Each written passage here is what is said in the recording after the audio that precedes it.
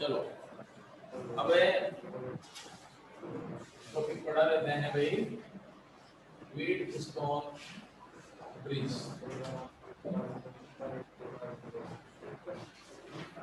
या wheat stone सेतु, एक ही बात है। ठीक है, सबसे पहले तो डायग्राम आ जाते हैं।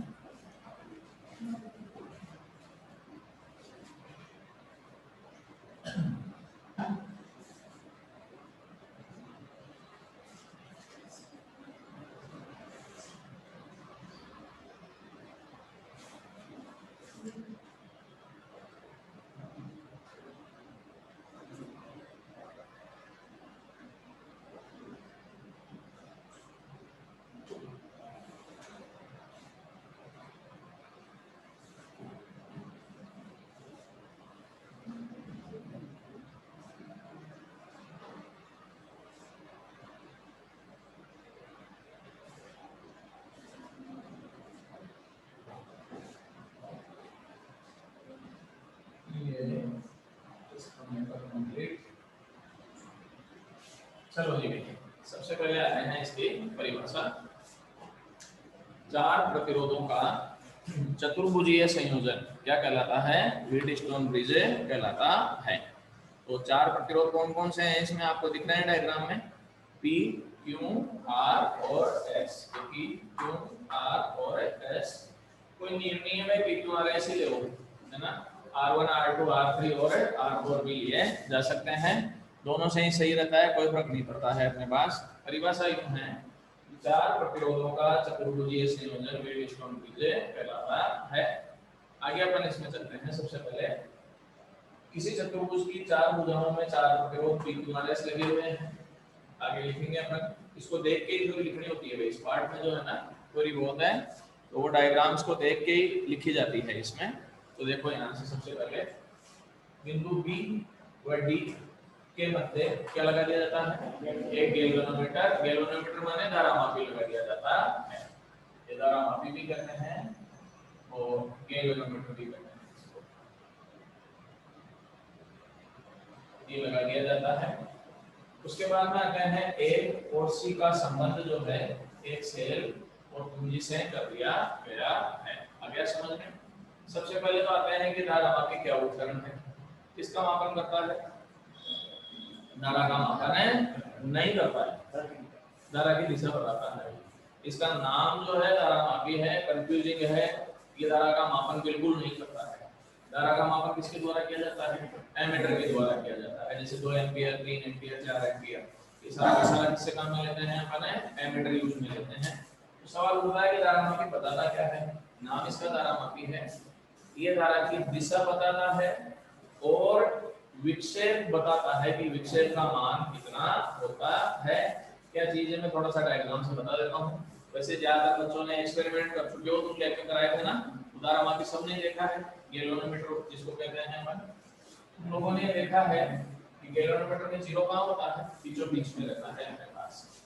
इस साइड में जैसे 10 लिखे हुए हैं, फिर 20, फिर कितने होते हैं? 30, ऐसे होते हैं ना, 10, फिर यहाँ पर 20 और यहाँ पर 30, ये जीरो बीचों बीच में होता है। ये गैल्वेनोमीटर की सुई जो है वो इधर भी चल सकती है और इधर भी चल सकती है। दरअसल धारामापी जो है धारा की दिशा बताने का कार्य करता है। अब अपन चलते हैं धारा की दिशा कैसे हो सकती है। देखो, जैसे ये प्रतिरोध है, इसको अगर आप यूं सेल से जोड़ देंगे तो धारा यूं गई सर्किट में, धारा क्लॉकवाइज बह रही है, एंटी क्लॉकवाइज बह रही है, क्लॉकवाइज बह रही है। अब अगर मान लो कि अपन इसमें ये चेंज कर देता हूं मैं, ये यूं जोड़ दें, अब धारा कैसे बहेगी? Anti clockwise. इसका मतलब किसी भी सर्किट में धारा की दिशा दो तरीके से हो सकती है, या तो क्लॉकवाइज हो सकती है या फिर एंटी क्लॉकवाइज हो सकती है। इसीलिए धारामापी में जीरो कहाँ होता है? बीच में, और लेफ्ट में भी चल सकता है और राइट में भी चल सकता है। लेफ्ट में चलेगा तो एंटी क्लॉकवाइज, राइट में चलेगा तो क्लॉकवाइज। ये तो बात होगी इसकी, धारा की दिशा बताता है। दूसरा और क्या काम करता है? धारा का विक्षेप भी बताता है। विक्षेप क्या चीज है? पहली बात तो ये 10, 20, 30 लिखे हुए होते हैं ना, ये क्या है? कुछ नहीं है, खाने हैं भाई। ये एक पैमाना बना रखा है, उस पर निशान बना रखे हैं समान दूरी पर। तो यहाँ से 10 खाने, तो ये मान लो 1 सेंटीमीटर में 10 खाने बना दिए। तो फिर ये भी 1 सेंटीमीटर है, ये भी 1 सेंटीमीटर है। तो ये लाइनें हैं या खाने कहते हैं इनको। डिवीजन भी बोलते हैं या फिर भाग भी बोलते हैं अपने पास। अब ये क्या यूज में आता है, मान लो कि गैल्वेनोमीटर की सुई यहाँ पर थी, तो कितने खाने द्वारा भरी? 10 खाने। 10 एम्पियर नहीं, 10 डिवीजन ही बोलते हैं इसको, या 10 खाने द्वारा भरी। अब एक दूसरा एक्सपेरिमेंट किया, मान लो कि उसमें धारा मापी की सुई यहाँ पर है। अब कितने खाने द्वारा भर रही है अपने पास, बोलो? 30 भर रही है। अब ये गैल्वेनोमीटर क्या बताता है, ये बताता है कि बाद वाली धारा पहले वाली धारा की कितनी गुनी है। कितनी गुनी हुई? 3 गुनी। बस ये काम है गैल्वेनोमीटर, इसके अलावा कुछ नहीं बता सकता। गैल्वेनोमीटर केवल इतना ही बताता है, मतलब तुलना करा देता है कि बाद में जो धारा है वो पहले वाली धारा की कितनी गुनी बह रही थी, 3 गुनी बह रही है। तो ये खाने वगैरह जो है बस केवल अपने पास ये विक्षेप बताने का ही काम करते हैं। बाकी मेन जो है इसका काम होता है दिशा बताना। क्लियर है मामला, कोई दिक्कत नहीं है। आगे बढ़ चलें। अब धारा का डिवाइडेशन बता देता हूं मैं। यहाँ से आई धारा चली, यहाँ पहुंची, यहाँ पहुंचते कितने भागों में बट गई? 2 भागों में बट गई। उसमें मान लो कि I1 चली गई, कुछ ही मान लो, कोई फर्क नहीं पड़ता है मानने से। ये I1 चली गई यहाँ पर। इसमें कितनी चली गई? I2 चली गई अपने पास। अब अपन आगे बढ़ते हैं। देखो I1 यहाँ पहुंची, यहाँ पहुंचते कितने भागों में बटनी चाहिए? तुम चित्र में मत जाओ, तुम तो ये बताओ नियम के अनुसार क्या होना चाहिए? 2 भागों में बटनी चाहिए। एक धारा इधर जानी चाहिए और एक धारा ऊपर से नीचे आनी चाहिए, यही होना चाहिए था। ऐसे ही ये धारा यहाँ पहुंचेगी, यहाँ भी कितने भागों में बढ़नी चाहिए थी? 2 भागों में। एक इधर जानी चाहिए, एक इधर जानी चाहिए। अब ऐसा थोड़े हो सकता है कि ऊपर से नीचे भी धारा है, नीचे से ऊपर भी धारा जाए। तुम लोगों ने कभी भी जो है ना ऐसा कोई सर्किट नहीं देखा होगा जिसमें यूं धारा करी हो, ऐसा हो ही नहीं सकता। या तो इधर से इधर बहेगी या इधर से इधर बहेगी। अब सवाल उठता है कि इधर से इधर बहेगी या उधर से इधर बहेगी, वो किस पर निर्भर करती है? भाई धारा इस तार में मान लो कोई कहता है इधर से इधर बहेगी, कोई कहता है इधर से इधर बहेगी, दोनों में से एक ही सही है। तो वो किस पर निर्भर करती है? विभव पर। कल ही बताया था मैंने अपने पास कि धारा का प्रवाह किस पर निर्भर करता है? विभव पर निर्भर करता है। धारा का प्रवाह उच्च विभव से किधर होता है? निम्न विभव की ओर होता है। अगर यहाँ का विभव यहाँ से ज्यादा हुआ तो धारा की दिशा किधर से किधर होगी बताओ? ऊपर से नीचे की ओर हो जाएगी। उस समय किसका विभाजन होगा? I1 का विभाजन। और अगर मान लो कि D का विभव B से ज्यादा हो जाए तो धारा की दिशा नीचे से ऊपर की ओर होगी। उस समय कौन विभाजित हो जाएगी? I2। I1 विभाजित नहीं होगी। अब यदि मान लो कि दोनों का विभव समान हो तो फिर धारा नहीं होगी। अगर D का विभव और D का विभव क्या हो? बराबर हो, तो फिर गैल्वेनोमीटर में कोई भी धारा नहीं बहेगी। तो ये जो मैंने डायग्राम बनाया ना, ये मानते हुए ही बनाया है कि B का विभव किसके बराबर है? D के विभव के बराबर है। तो जब B का विभव और D का विभव बराबर हो जाता है तो उस स्थिति में गैल्वेनोमीटर में कोई भी धारा प्रवाहित नहीं होती है। मतलब अपन ये कह सकते हैं कि इसमें कोई भी विक्षेप नहीं आएगा। सुई कहां पर बनी रहेगी? इसमें 0 पर बनी रहती है। अविक्षेप कहते हैं इसको। क्या कहते हैं इसको? अविक्षेप कहा जाता है। और यूं कहते हैं इसको ब्रिज संतुलन की स्थिति। क्या कहते हैं इसको? ब्रिज संतुलन की स्थिति। मतलब व्हीटस्टोन सेतु संतुलन में कब होगा? जब B का विभव किसके बराबर हो जाएगा? D के विभव के बराबर हो जाता है। अदरवाइज ब्रिज संतुलन में नहीं होगा। अब अपन आगे चलते हैं इसमें। देखो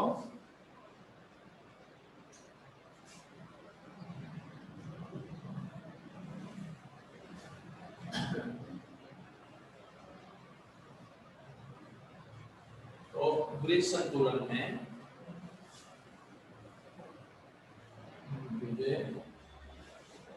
संतुलन में VB बराबर हो जाएगा, dt के बराबर हो गया। ये चीज अपन लेके आगे पढ़ेंगे।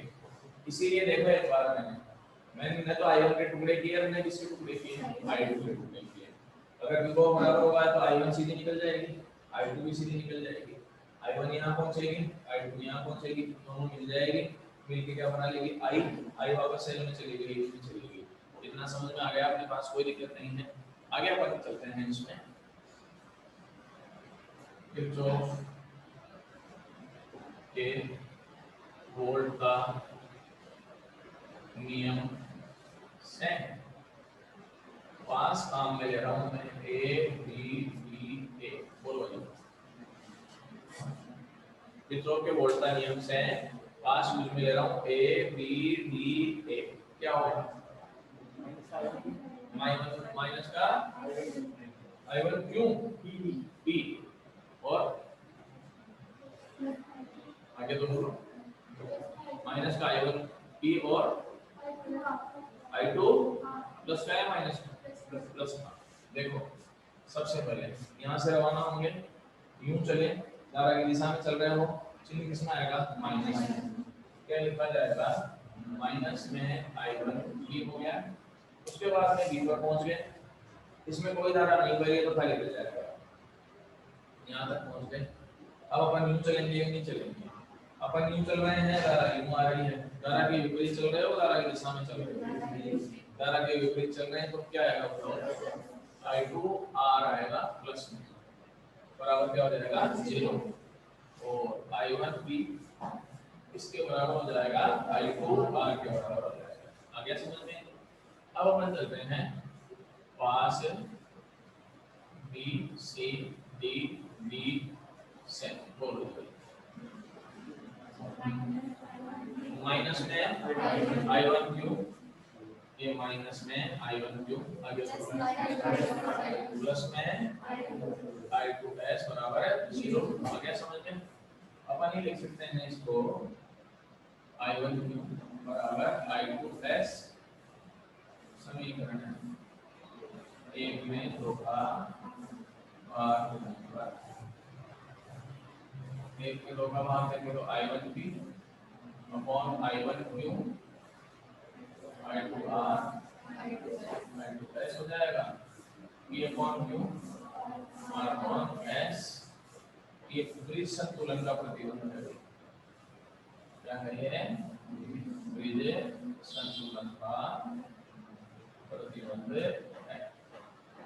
देखो भाई ब्रिज संतुलन का प्रतिबंध कैसे है, सबसे पहले तो मैं एक चीज बता देता हूँ, ब्रिज संतुलन में होना चाहिए तो उसके लिए भी किसके बराबर होना चाहिए। अब इससे यहाँ तक पहुँच गए कि नहीं पहुँच गए, इसका मतलब ये हुआ कि अगर ये सत्य है तो फिर ये भी सत्य है, तो इसको उल्टा ले लो, वाइस वर्सा कर दो। अगर ये सत्य है तो फिर क्या होगा, वो भी सत्य होगा कि नहीं होगा। इसका मतलब ब्रिज संतुलन में कब होगा, जब P अपॉन Q किसके बराबर होगा, R अपॉन S के बराबर होगा। तो यहाँ से वहां पहुंच सकते हैं कि नहीं पहुंच सकते हैं।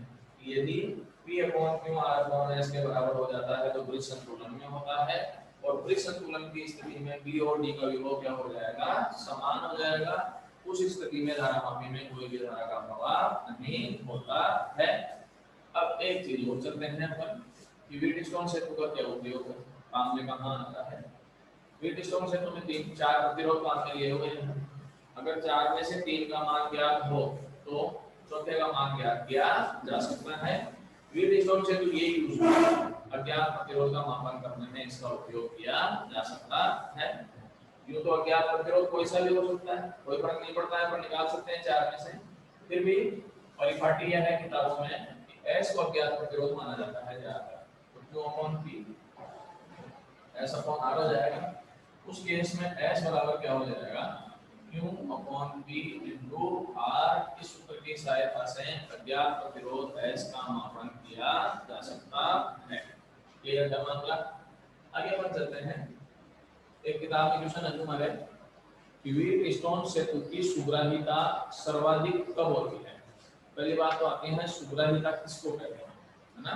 सेंसिटिविटी या सुग्राही क्या होता है। देखो भाई सुग्राहिता का मतलब है कोई भी उपकरण जितना सुग्रा जितना सही तरीके से किसी रीडिंग को ले सकता है उसकी सुग्राह्यता उतनी ही ज्यादा मानी जाती है। या अपन यूं कहें कि कोई भी उपकरण दशमलव के बाद में जितने अंकों तक ज्यादा से ज्यादा रीडिंग लेने की कैपेसिटी रखता है उसकी सुग्राह्यता उतनी ही ज्यादा मानी जाएगी। ऐसे जैसे एक लाइन है, ये लाइन मान लेते हैं, ठीक है ना। एक लड़का, चार लड़के हैं, उनके पास स्केल है और स्केल अलग अलग तरीके की है। एक लड़का इस लाइन की लंबाई जो है 7 सेंटीमीटर नापता है, दूसरा इसको नापता है 6.9 सेंटीमीटर, तीसरा लड़का जो है उसको नापता है 6.95 सेंटीमीटर और चौथा लड़का नापता है 6.951 सेंटीमीटर। सबसे बढ़िया रीडिंग किसने ली? पहले वाले ने लिया, चौथे वाले ने लिया, दूसरे तीसरे वाले ने हैं? चौथे वाले, इसकी रीडिंग सबसे बढ़िया मानी जाएगी। उसने, उसके पास तो ऐसा स्केल है जो केवल सेंटीमीटर नापता है, मिलीमीटर नापता ही नहीं। क्यों? उसने तो केवल सीधे 7 सेंटीमीटर लिखा है कि नहीं लिखा है। उसने अगर वो पॉइंट लगा के 0 भी लिख देता ना अपन, अगर 7.0 भी लिख देता, इसका मतलब उसके पास ऐसा स्केल है जो मिलीमीटर तक में नाप सकता है, ठीक है ना। तो वो तो सबसे थर्ड क्लास हो गया। उसके बाद में इससे बढ़िया ये हो गया क्योंकि दशमलव के बाद में 1 अंक तक नाप लिया इसने, 2 अंकों तक इसने, 3 अंकों तक।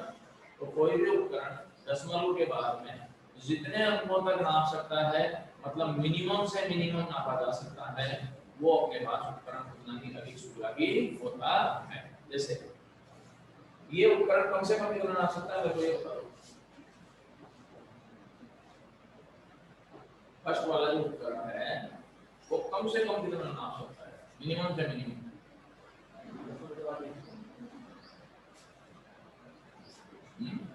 न्यूनतम दूरी कितनी हो सकती है जो वो नाप सकता है पहले वाला?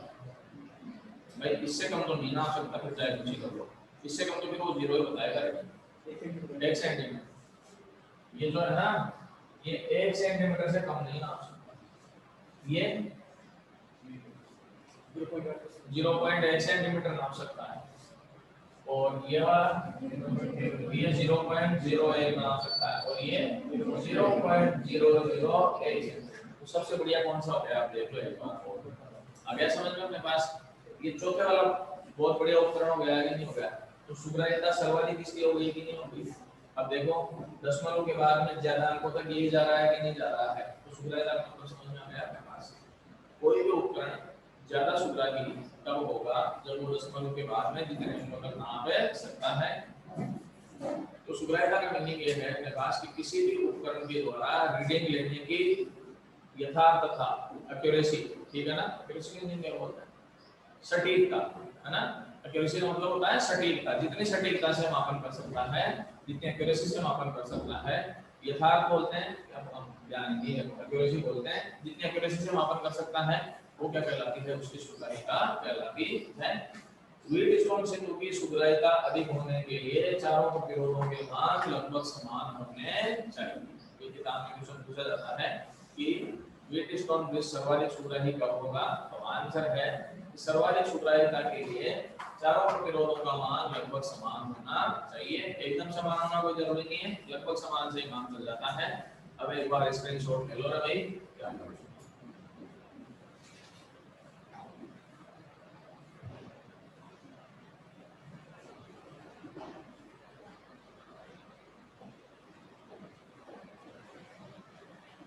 हो गया प्रदीप? चलो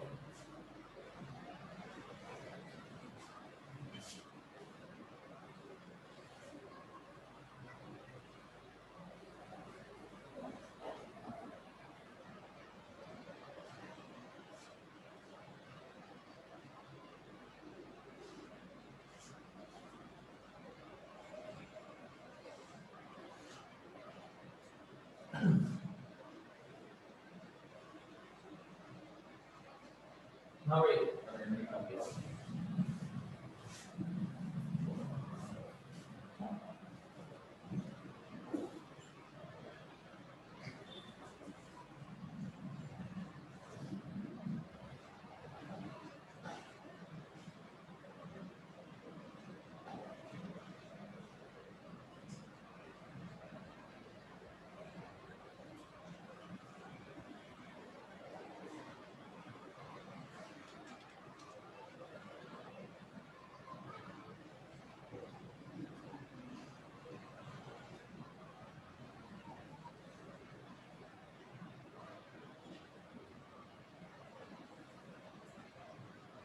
अब भाई देखो, ये ब्रिज संतुलन की कंडीशन निकालने के दो मेथड हैं। एक तो किरचॉफ का नियम है, तो किरचॉफ का नियम तो अभी कर लिया था अपन ने, कोई दिक्कत नहीं है। अरे वीडियो क्लियर नहीं है क्या? राजीव बार बार लिख रहा है, बाकी लोगों को क्लियर दिख रहा है क्या? कुलदीप पर ये दिख रहा है clear? Pradeep, Priyanka, video clear है?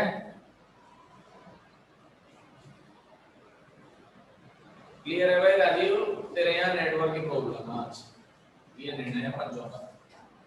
अब अपन चलते हैं। देखो, एक मेथड तो किरचॉफ के नियम वाला होता है, जहां तक जो है किरचॉफ के नियम से पूछा जाता है, ठीक है।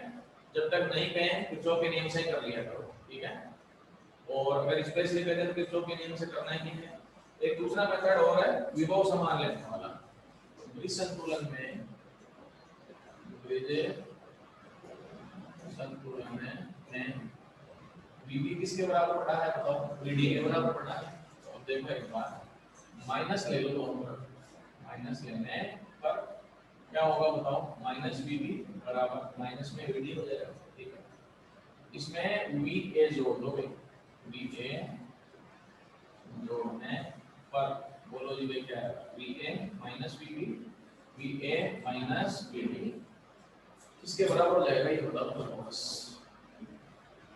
V A minus V B किसके बराबर होगा?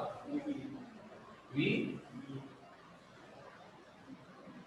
वो तो हो गया, बात सही है। ए और बी के मध्य विभवांतर है ये तो, पर ये है मान किसके बराबर है इसमें से बताओ?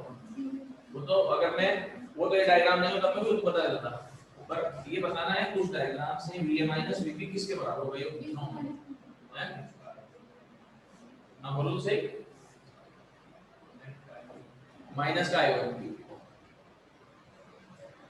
माइनस का होगा प्लस का होगा, पक्का है? सोच लिया?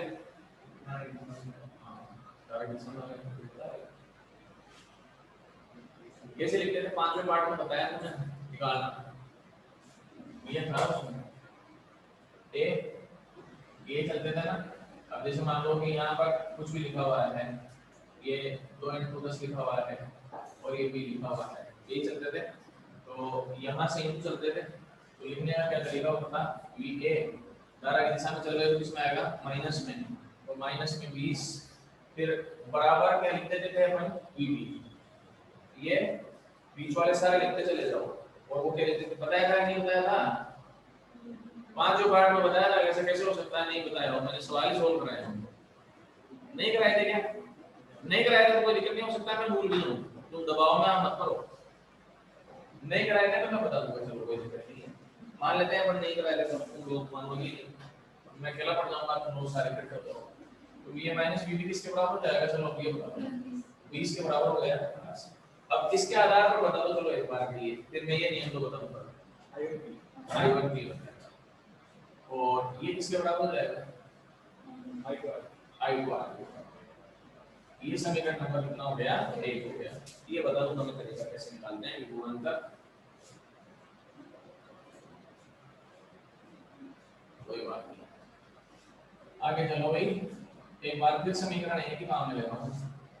समीकरण है 1 से VB बराबर VD, दोनों तरफ BC रखा लो इसमें से, बोलो क्या होगा? VB minus VC, VD minus VC। अब किसके बराबर है? I1 क्यों? ये ना आ गया समझ में।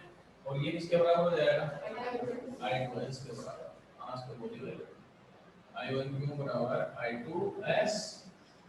अब समीकरण है 1 में 2 का भाग करने पर क्या आएगा? P अपॉन Q बराबर R अपॉन S। तो वही सूत्र आ गया कि नहीं आ गया आपके पास? तो दोनों ही विधियों से इसका मान ज्ञात किया जा सकता है। अब एक बार स्क्रीनशॉट ले लो, आगे बढ़ते हैं। ये मेथड नहीं बताया था कि विभवांतर निकालने वाला, अगर नहीं बताया तो हो सकता है मुझे गलती याद भी नजर आ रही है, पर तुम्हारा भी तो कॉन्फिडेंस कहां है? इसका कई बार मैं फायदा उठा रहा हूं, नहीं बताया तो भी जाता हूं तुम लोग नहीं पता नहीं फायदा हुआ। तुम तो अपनी कमजोरी मानते हो क्या?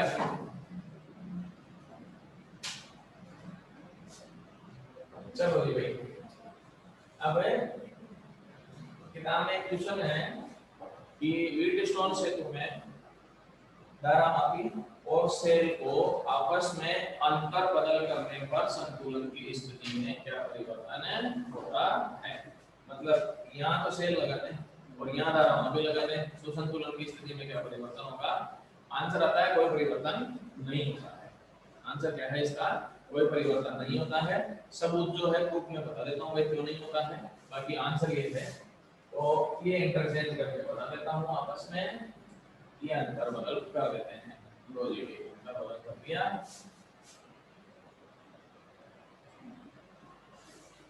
करो देखें इंटरचेंज।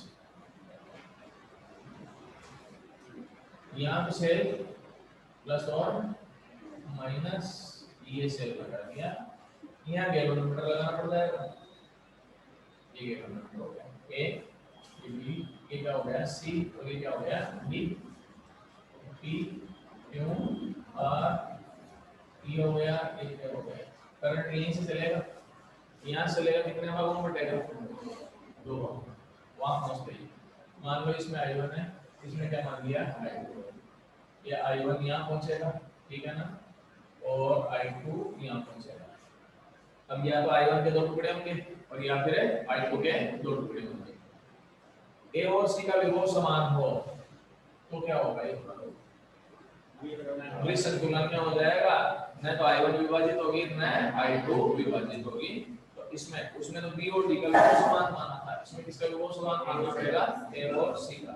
तो A और C का विभव समान होने पर इसमें कोई भी धारा नहीं बहेगी। धारा नहीं बहेगी तो क्या लिखोगे इसको I1, ठीक है, ये इधर चली जाएगी, ये इधर से आ जाएगा I2, ये I2 आ गया, ये क्या हो गया। अब किरचॉफ के नियम से बताओ देखो क्या है।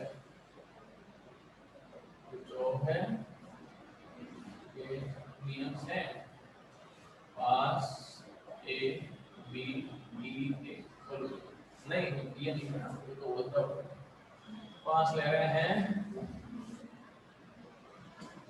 तो उल्टा मानना पड़ जाएगा, A B C D A से बोल दो।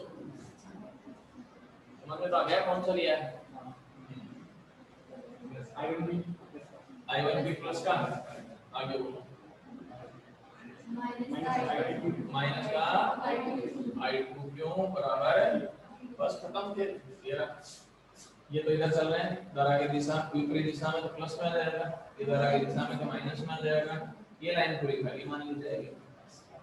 तो I1 भी बराबर क्या हो गया I2 क्यों हो गया, इसमें पास बोलो A D C E A बोलो, माइनस का I1R और ये माइनस का तो I1R प्लस का I2 बराबर 0। I1R किसके बराबर हो जाएगा, I2 के बराबर। एक में दो का भाग देते हैं क्या आएगा, एक में दो का भाग देने पर I1P अपॉन I1R बराबर I2Q अपॉन, कट गया, उल्टे सीधे कर लूं काम, ये कर सकते हैं क्या, क्योंकि तो यहाँ लिया है R को रह गए। आगे प्लीज बैलेंस वाली कंडीशन, इसका मतलब क्या हुआ कि सेल और गैल्वेनोमीटर को आपस में अंतर बदल करने पर संतुलन बिंदु में कोई परिवर्तन नहीं होता है। स्क्रीनशॉट ले लो रे भाई, फिर आगे बढ़ते हैं।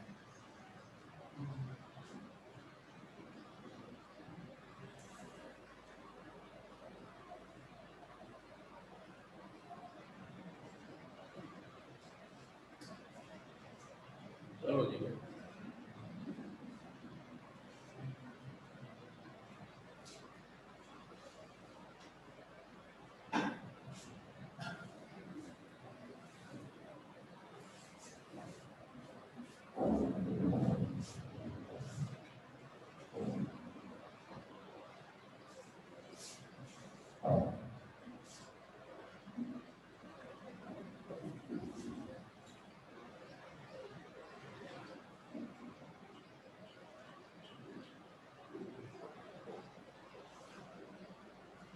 देखो ये दे रखा है 5 ओम, ये 20 ओम है, ये 10 ओम है, ये 80 ओम। तो यहाँ पर x लगा हुआ है, ये एमीटर, और ये कह रहे हैं एमीटर का पाठ्यांक 0 होने पर x का मान क्या होगा?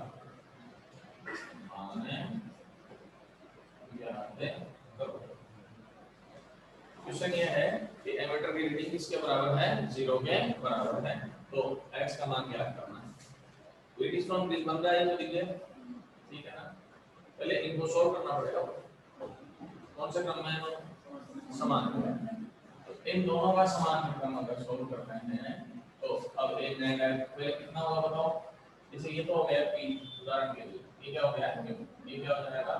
ये q मानते हैं ना, ये r हो गया, ये क्या हो गया? s, और इनका तुल्य प्रतिरोध किसके बराबर हो जाएगा? q के बराबर। कितना होगा q का मान?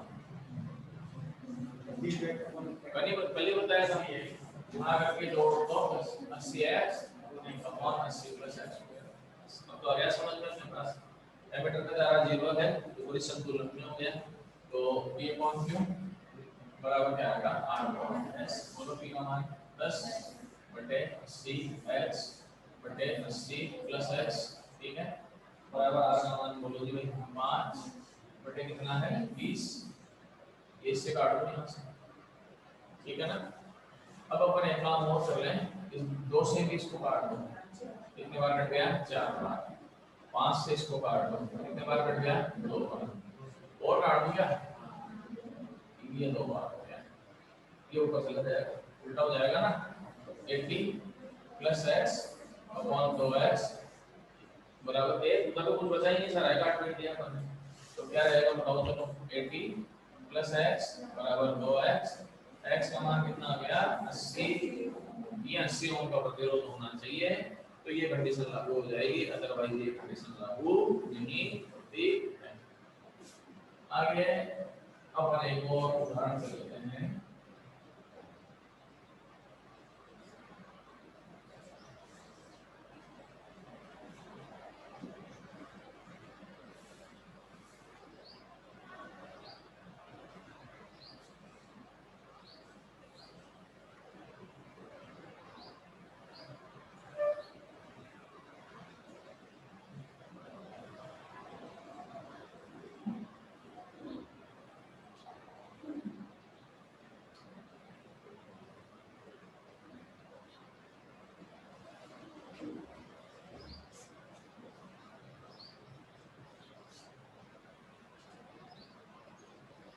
हाँ, क्वेश्चन है आरएबी या तो आरएबी का मतलब समझते हो, ए और बी के मध्य तुल्य प्रतिरोध अपने को ज्ञात करना है। तो सेल जोड़ना ऐसे समझ में नहीं आता है, बोलो सेल जोड़नी है, ठीक है, हो गया प्लस और माइनस, कितने भागों में बटा करें? 3 भागों बराबर बराबर मत बांटा करो, तो पहले 3 भाग ही मान लो। ये करंट इधर जाएगा, अब ये करंट इधर से घूम के तुरंत ही वापस आ जाएगा, क्योंकि छोटा रास्ता घूमना है उसको, तो ये करंट तो यहाँ से आ जाएगा, अब यहाँ पहुंचा, अब यहाँ पहुंचा, ठीक है ना। ये करंट यहाँ पहुंच के 2 भागों में बटेगा, या फिर ये पहुंच के कितने भागों में बटेगा? 2 भागों। कौन सा बटेगा?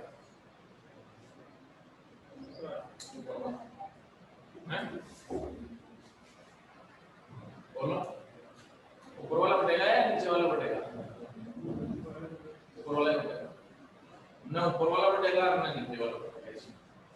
वैसे नियम के अनुसार तो ऊपर वाला ही बटना चाहिए, वो जो कह रहा है वो बात सही है, पर इसमें न तो ये बटेगा न ये बटेगा, ये इधर से आ जाएगा सीधा, और ये तो आता ही तुमको पता है, छोटा रास्ता, ये भी नहीं आएगा इसमें, बोले मैं तो जाऊंगा ही नहीं इसमें। क्यों नहीं जा रहा ये बता दो, विभव समान है, कैसे पता चला? भाई मैंने लिख दिया तो ये पता चल गया भाई विभव समान है, तो विभव समान है ये कैसे पता चला? अब ये बताओ। अरे वेट स्ट्रॉन्ग ब्रिज बन गया ये, देखो एक बार 10 20 20 40 P Q R S तो P अपॉन Q बराबर क्या हो गया, और व्हीटस्टोन ब्रिज बनने से कुछ ही नहीं होता है, ब्रिज संतुलन में भी होना चाहिए, नहीं तो ऐसे चाहे जैसे जाल बन जाएंगे उनसे कुछ ही नहीं होता है, संतुलन में जरूर होना चाहिए, संतुलन में भी है, कैसे देखो एक बार 10/20 1/2 20/40 1/2 ब्रिज संतुलन में हो गया, इसमें धारा बहेगी क्या ये बताओ, नहीं बहेगी तो इसको हटा दो, इसको हटा दें तो सॉल्व हो गया कि नहीं हो गया अपने पास, कैसे, ये दोनों कौन से क्रम में है, श्रेणी में, ये दोनों भी किसमें है और आपस में तीनों किसमें है, तो 10 और 20 का श्रेणी कितना हो गया, 30, 20 और 40 का 60, और नीचे कितना बचा 10, समझ में आया कि नहीं आया भाई, ये 30 हो गया, ये कितना हो गया 60 हो गया, ये कितना हो गया 10, अब चाहे जैसे निकालो या तो 1/r से निकाल लो, अब ये तो इसमें तो निकालना पड़ेगा, 1/r 1/30 1/60 1/10, लघुत्तम 60 है, 2 + 1 + 6 6 तो 8 1 2/60, 8 किसके बराबर हो गया 60/9 के बराबर हो गया, 3 से काट लो, ये 3 हो गया, ये 20 आ गया, कितना आंसर आ गया इसका 20/1 के बराबर हो जाता है। हाँ भाई टाइम हो गया, स्क्रीनशॉट ले लो, काम खत्म, बाकी कल करेंगे, वो मेथड कल बता देंगे।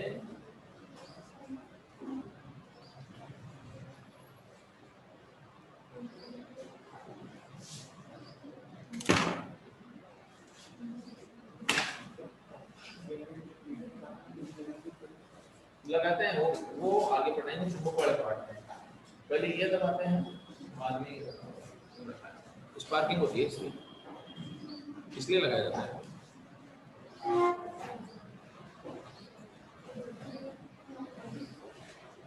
रिकॉर्डिंग का है यार, इसमें